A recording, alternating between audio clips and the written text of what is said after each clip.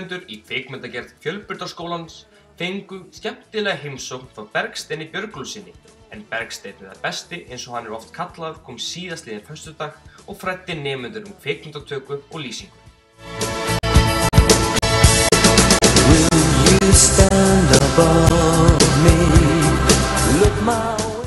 Nemendur voru gríðarlega þakklát og sýndu gríðarlegan áhuga. Besti einnig útskýrði ítarlega starf sitt sem tökustjóra eða cinematographer eins og það betur þekkt og sagði aðeins frá í hverju starfið felst. Bergsteinn hefur komið að flestum helstu kvikmyndum hér á landi og unnið alltaf 6 eddur fyrir starf sitt. Hann myndaði Svartur á leik, Mýrina, Djúpið, Ástróbíu og Vaktina, svo eitt að sé nefnt.